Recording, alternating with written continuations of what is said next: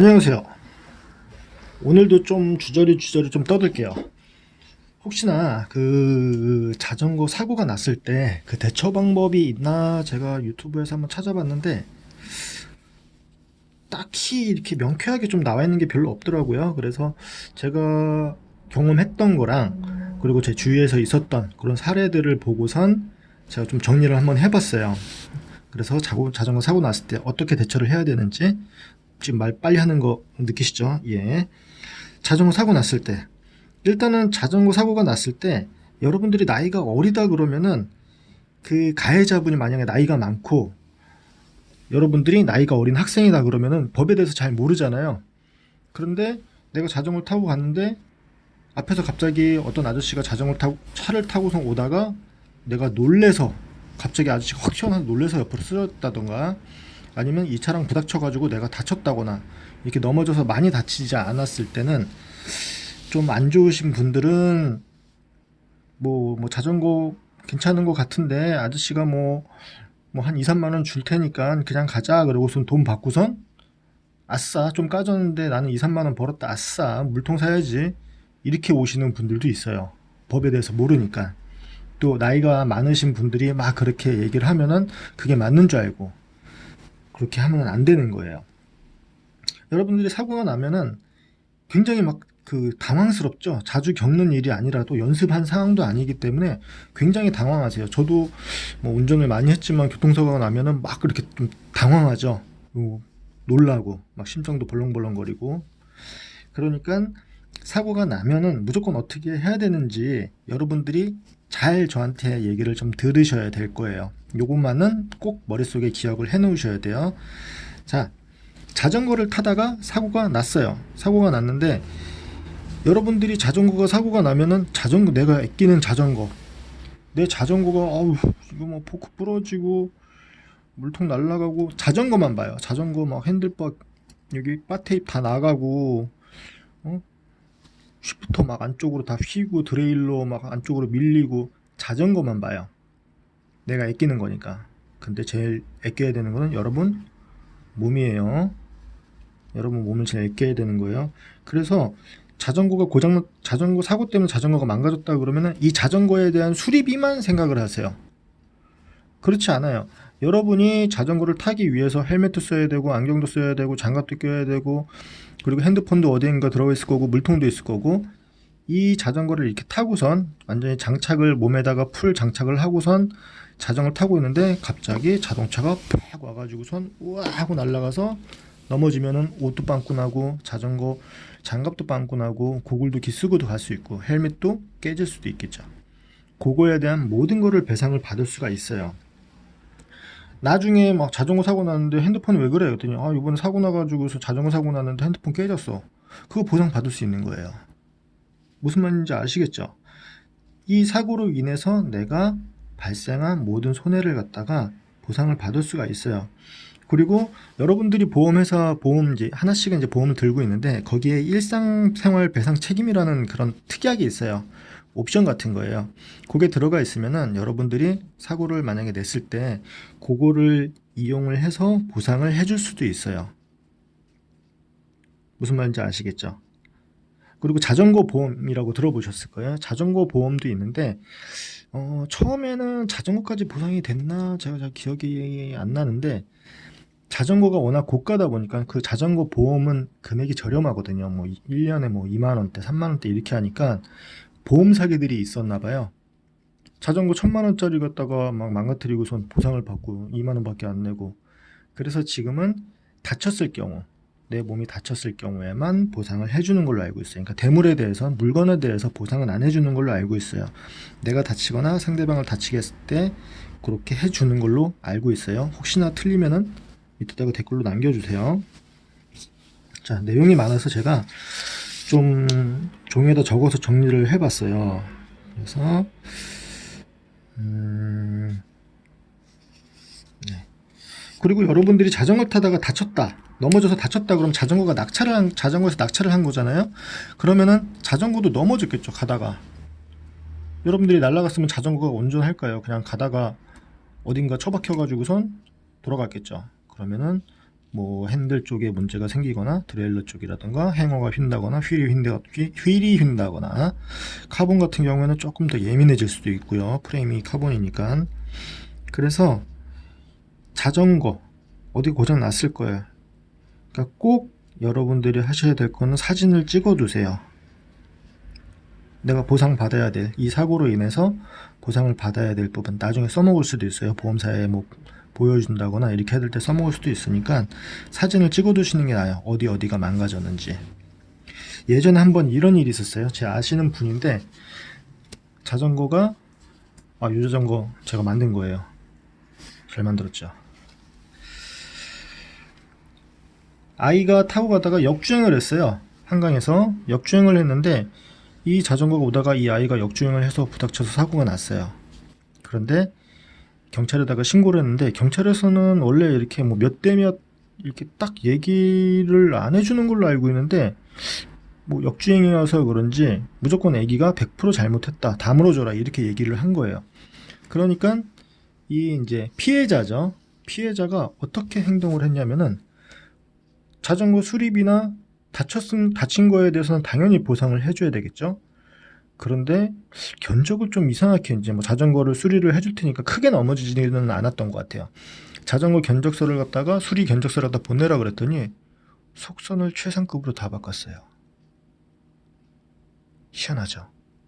자전거 타다 넘어졌는데 속선에 데미지를 입었어요. 그걸 써준 샵도 알아요.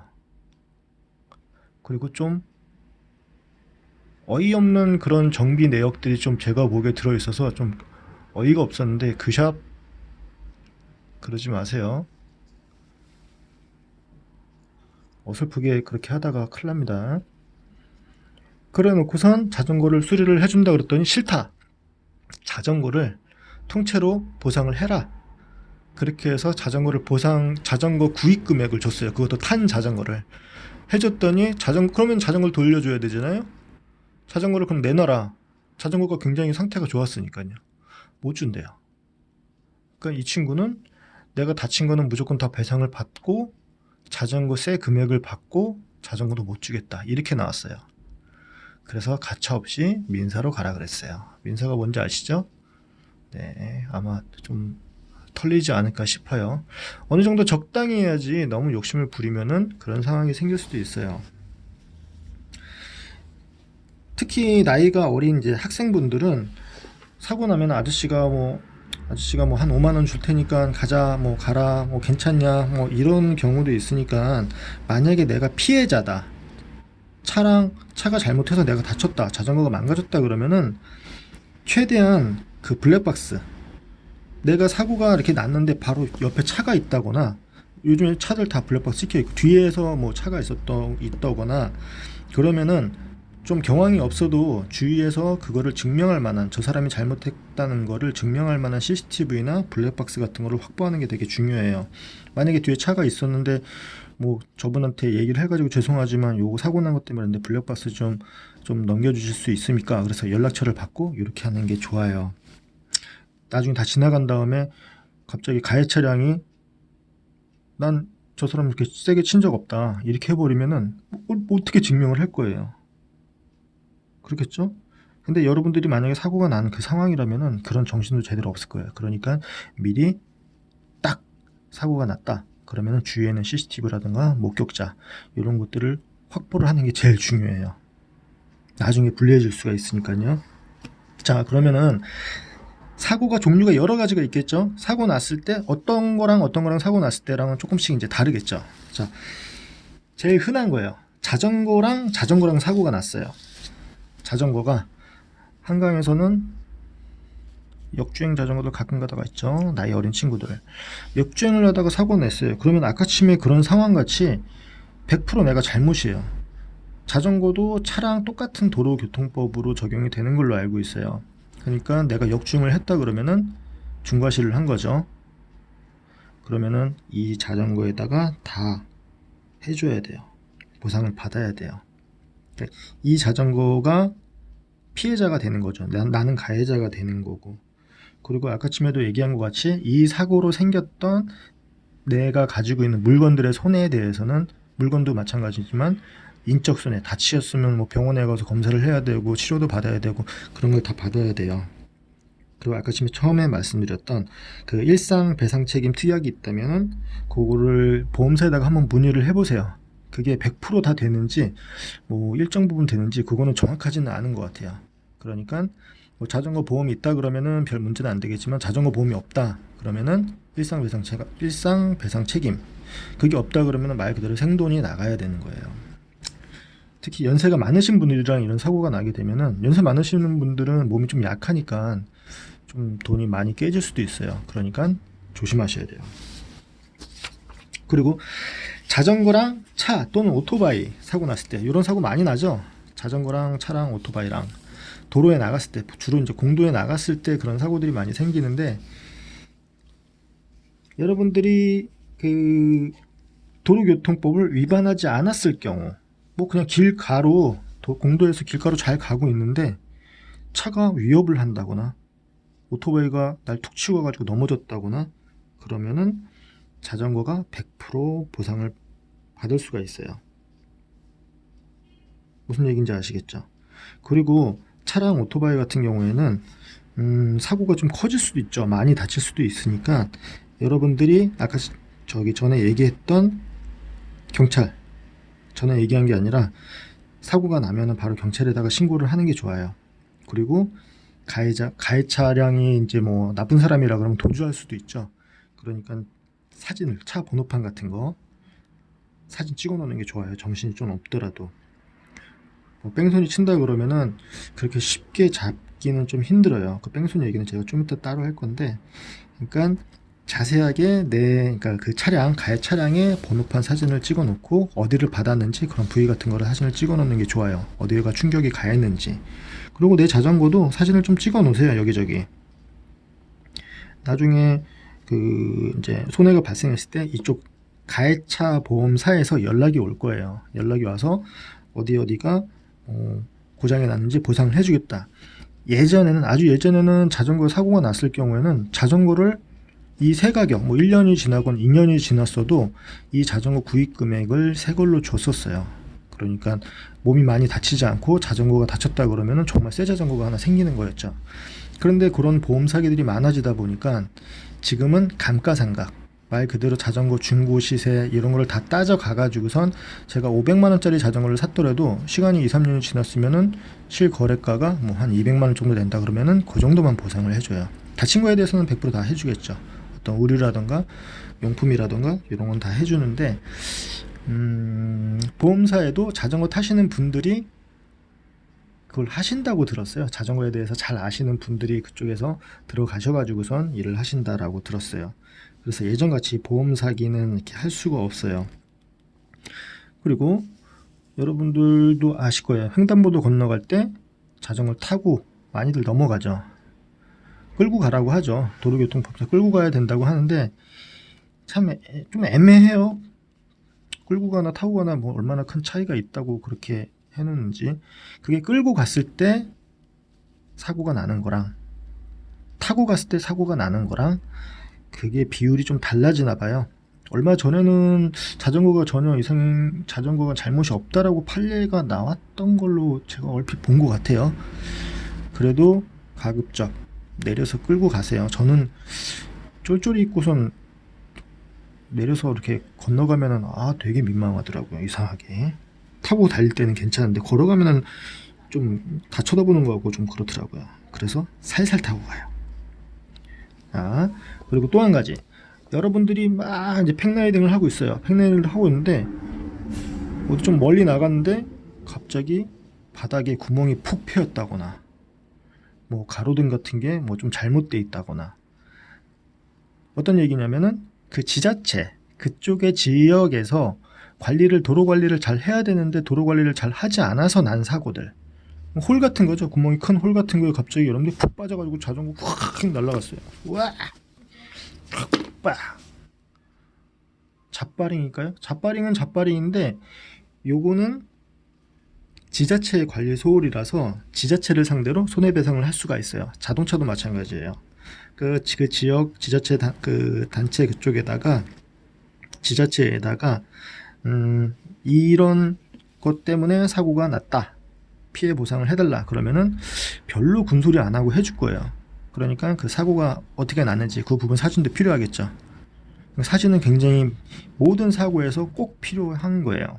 그래야지 그러니까 나만 알고 있는 게 아니라 이거를 증명을 다른 사람이 봐도 그렇게 생각을 해야 되니까, 증명을 해야 되니까. 무슨 말인지 아시겠죠?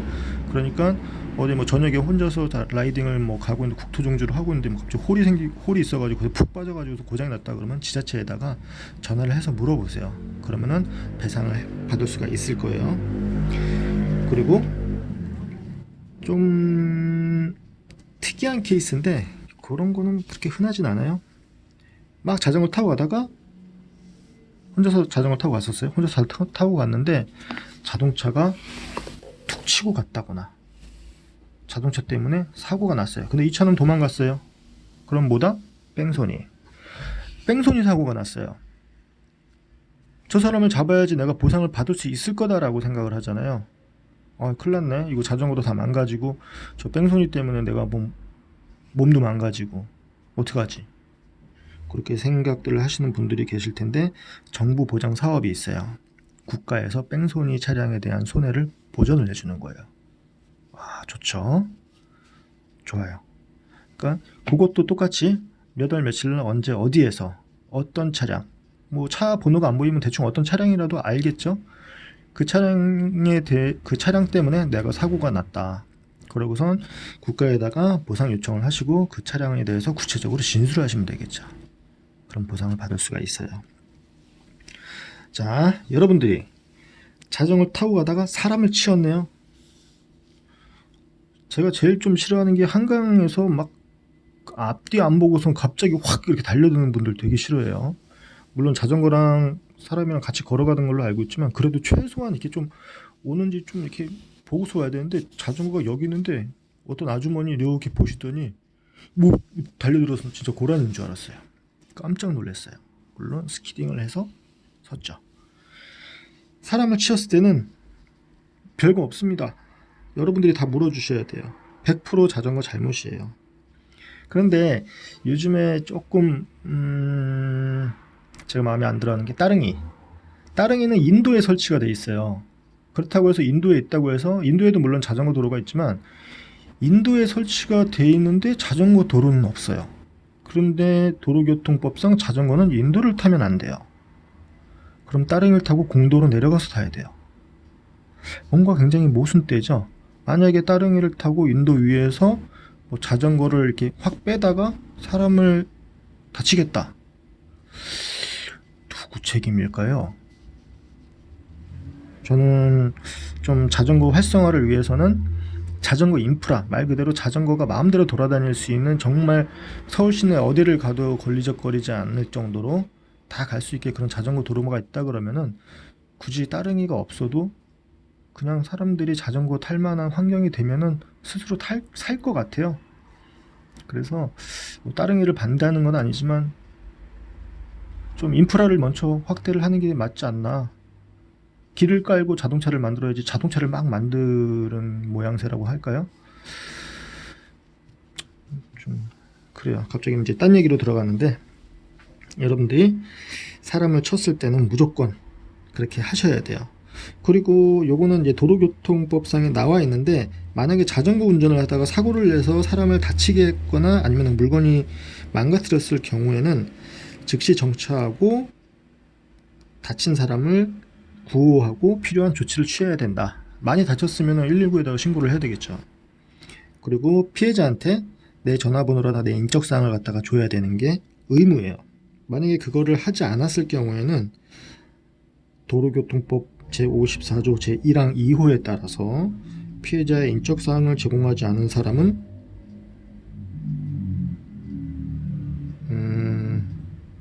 5년 이하의 징역이나 1,500만원 이하의 벌금에 처할 수가 있다고 하네요. 읽고 있는 거예요. 읽고 있는 거예요. 조치를 하지 않을 경우. 그러니까 여러분들이 만약에 가해자가, 우리는 물론 가해자가 될 수도 있고 피해자가 될 수도 있죠. 다치지도 않아야 되고 다치게 해서도 안 되는 거고요.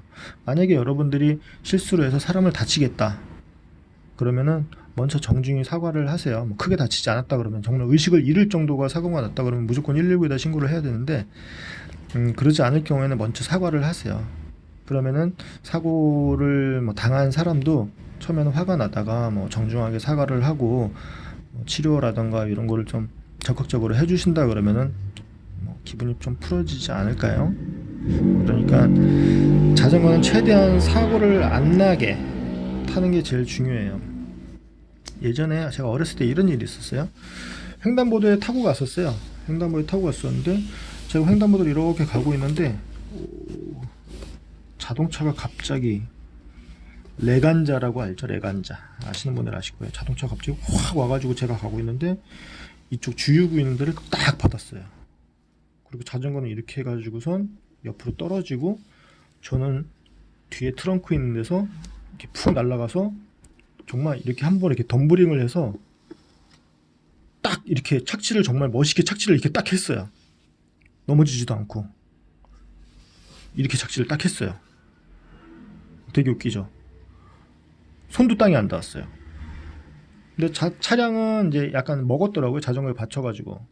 근데 이제 사고가 났으니까 제 자전거를 보니까 정말 이렇게 정 가운데를 받아서 어디 뭐 기스도 안 났어요.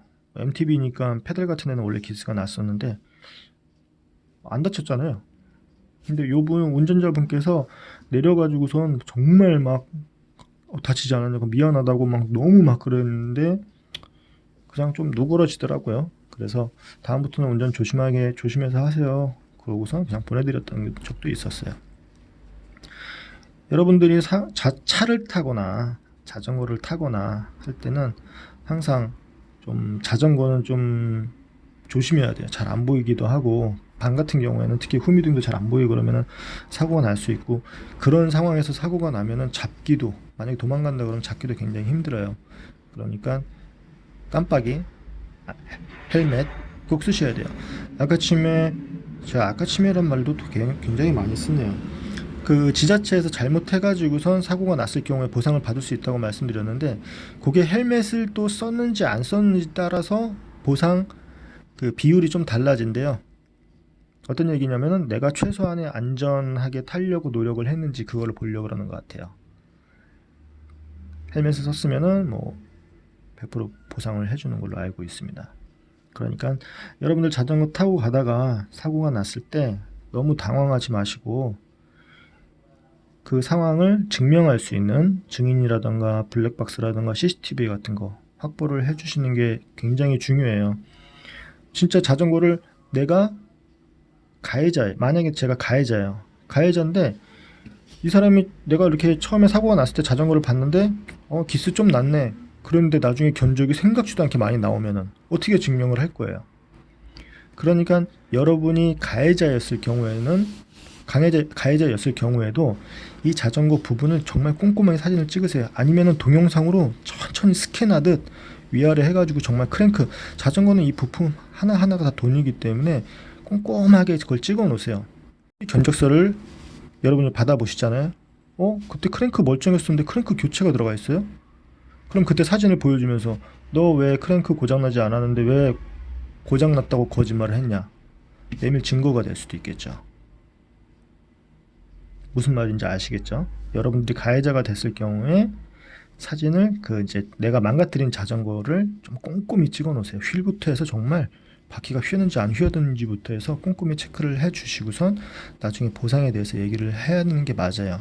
사고 났는데 거기서 막 자전거 사진 찍고 그러면 조금 민망하거나 뭐 이럴 수도 있지만, 나중을 생각한다 그러면은 여러분한테 최대한 피해를 좀 덜 가게 하는 방법이니까 방어할 수 있는 방법이죠. 대충 됐나요? 말을 너무 빨리 해서 알아들으실 수 있을지 모르겠어요. 특히 나이 어리신 분들. 그러니까 사고가 났을 때는 항상 경찰에 신고하고 얼렁뚱땅 넘어가려고 하는 아저씨들 혼내주세요. 알았죠? 운전하시는 분들도 자전거 옆에 너무 붙어가지고 다니지 마시고요. 네, 오늘은 여기까지 하겠습니다. 고맙습니다.